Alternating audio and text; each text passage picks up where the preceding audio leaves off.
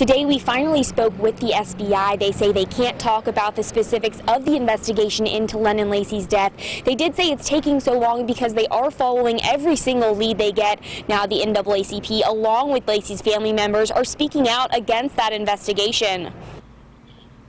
Mackenzie, a spokesperson with the America's Energy Forum, says drilling off of our coast could bring upwards of 280,000 jobs to the Atlantic. But he says, like any industry, there is a risk, and that's why some residents say no to offshore drilling. Mackenzie, this boardwalk holds more than a century of memories. For one couple, their story started on the old boardwalk 23 years ago. But today, they wanted to break in the new boardwalk with one of their favorite memories. For decades, Reddix has been a one-stop shop in Wrightsville Beach for anything from t-shirts to fishing equipment. But soon, Reddix will be a one-stop shop for downtown Wilmington. Brunswick County Sheriff John Ingram says this is where the chase started last Thursday. But this morning, Ingram says this is where it ended because validated gang member William Hewitt is back behind bars after several agencies found him hiding in a camper behind his mom's house. About 6 months ago, beach erosion threatened almost 40 homes on the north end of North Topsail Beach, but the town manager says after a record-quick emergency plan, they are now safe. Highway Patrol says in the month of December alone, there have been 32 collisions on Highway 17, 9 of those with injuries and 1 fatality that happened right here last night. But residents say the problems on 17 have been ongoing for a while now, and they've taken their concerns to Facebook. From selfies to ping pong, the largest business expo yet had lots of creativity to show what Wilmington businesses have to offer. At their annual retreat, the town of Topsail Beach began the discussion of turning their 20 beach accesses into paid parking lots. And while the mayor says they have already heard some opposition, the proven success in other beach towns is leaning them towards the idea. A Columbus County elementary school gets help from a Florida elementary school after a fire destroys the main building. Old Dock Elementary School lost its historic main building almost 2 months ago. WWAY's Hannah Patrick tells us what one former student brought them from Orlando in a story that's only on 3. Old Dock Elementary School's auditorium and library are now just memories for Lisa Metz. Boys were here, the girls were down there. Memories as a student that led her to her career. Teachers at this school influenced me to become a teacher. A teacher at Lost Lake Elementary, 12 hours away near Orlando, Florida. When she got the call about the fire, very heartbreaking. There's a lot of memories there. She couldn't help but want to give back. I sent an email out just asking for gently used books. An email that turned into 4,000 books from Lost Lake. I said to them, I'll drive them up. I can get to see my family. I'll take my expedition. It'll be fine. The next thing I know, they were like, you're not going to take you can take the expedition, but you're going to have to rent a U-Haul. Principal Ronna Gore says that U-Haul is just another step toward creating new memories as they rebuild. We have little roll-around carts, little makeshift library in the gym, little roll-around carts that Miss Lee, our librarian, takes from class to class each day.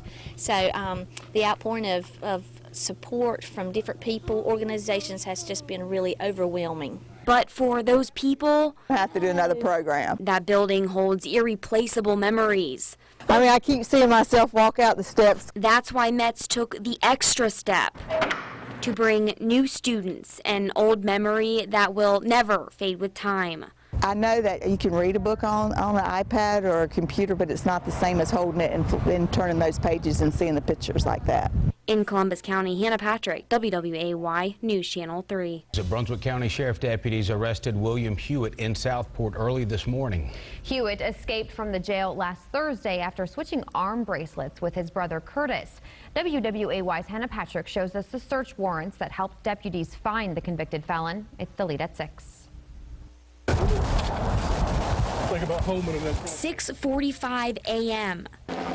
Helicopters, canines, and more than 8 law enforcement agencies searched William Hewitt's family's compound in Southport. Just yards from the house, in some bushes, deputies say they found him hiding in this camper with a foam mattress and a small pit bull. There was no fight, no struggle without incident. He had a number of things to say, which a lot of them I don't think I need to repeat on camera. Sheriff John Ingram says during the initial search, they tracked his footprints. We found his actual bare footprint on trails leading from this location where he left to where we found him. Ingram says they also initially interviewed Hewitt's family, and so did we. This is what William Hewitt's mom told WWAY on Saturday. I don't know where he's at. I don't have a clue. He has not contacted me. I don't know where William's at. But the 15-page search warrant shows a different story. The sheriff's office transcribes a phone call from the jail between William and his mother on January 29th, the day he escaped by trading armbands with his brother Curtis Hewitt. William tells his mom, "When they call Hewitt, I'm going up." The warrant also says William's girlfriend told detectives William's mom was trying to pick him up. Now the 6 people in that house Tuesday morning are also behind bars, charged with helping Hewitt hide. As for Hewitt, he's in isolation. One jailer has been fired since, and Ingram says he anticipates more disciplinary action because protocols were broken. Protocols that he says create a solid, undefeatable system. It's extremely hard to defeat an iris scanner. And as long as all these systems are followed, we won't have an escape. I can assure you he won't escape again. In Brunswick County, Hannah Patrick, WWAY News Channel 3. A teacher is getting one of her students a free home, almost. WWAY's Hannah Patrick tells us what it's going to take to get the house and why the student needs it. It's a story that's only on 3. She has a heart. Tammy Motley started mentoring Aaliyah 4 years ago. Aaliyah has a learning disability. So Motley teaches, but she says Aaliyah became a blessing in disguise. Well, I feel like she's just like my own daughter. When Aaliyah's mother died 3 years ago, she and her 2 siblings had to move in with their grandmother in this trailer in Maple Hill. These are my world.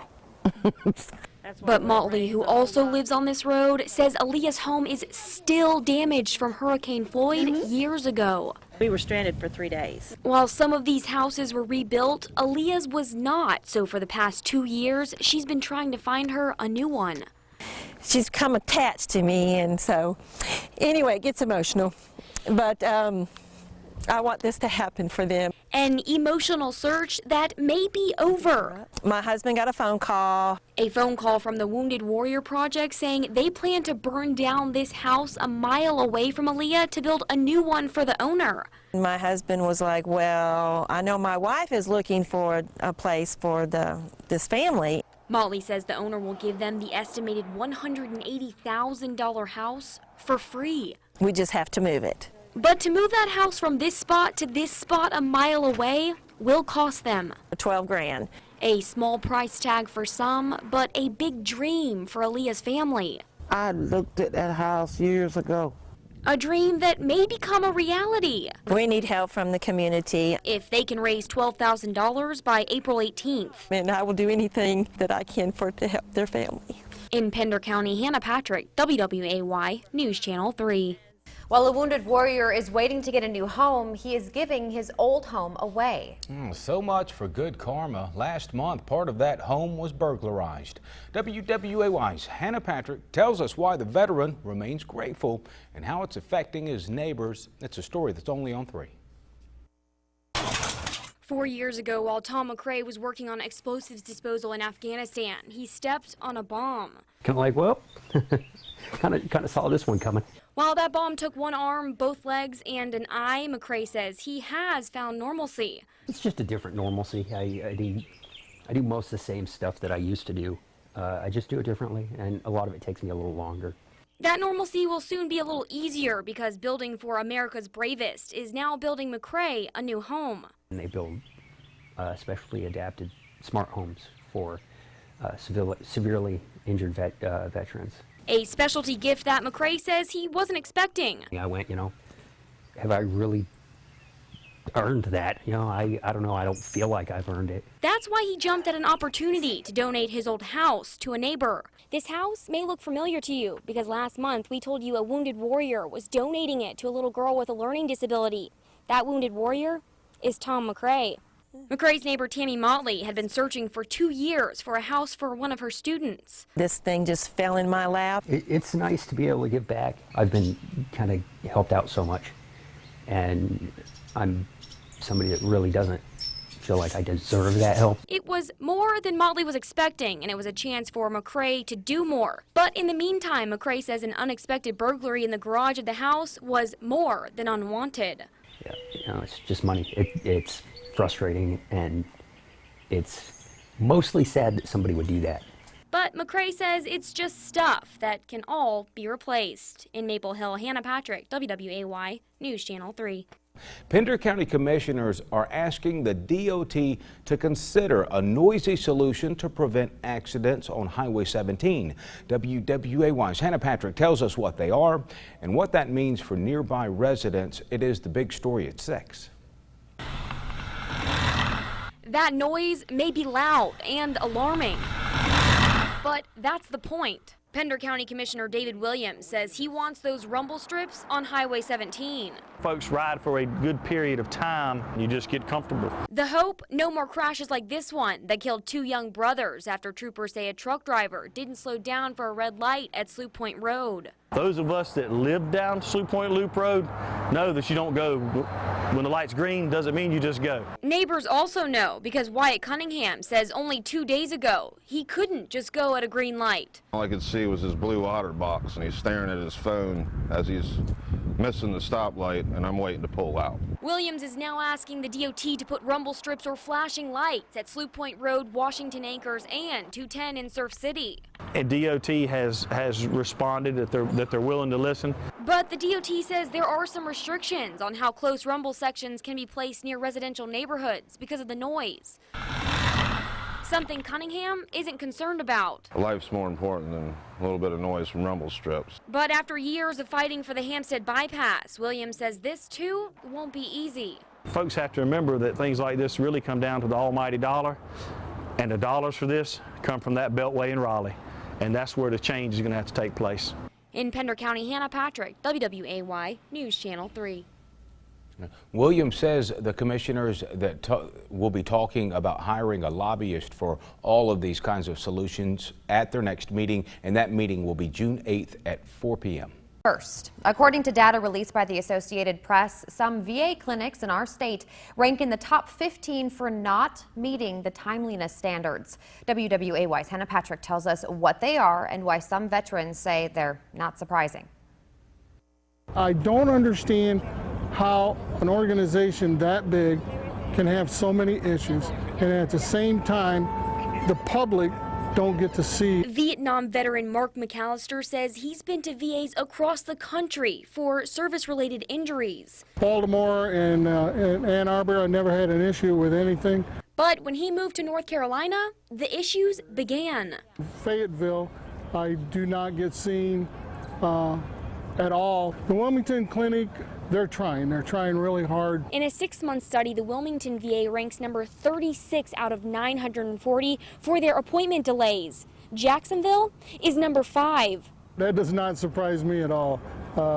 What I've seen, some people are working very, very hard at Fayetteville, and then there's other people that you go in there and it's just sad to see what's going on there. As big a facility as it is, and they still can't keep up with the demand. Fayetteville Public Affairs Officer Jeffrey Melvin says that demand is their issue. Each day, more and more veterans are enrolling for care at our sites.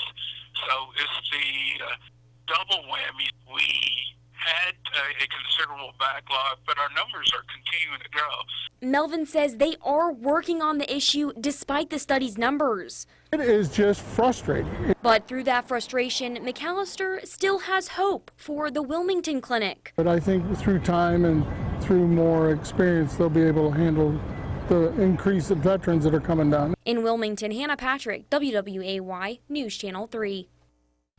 And Melvin adds that they have started some weekend hours at some sites and they have web portals as well.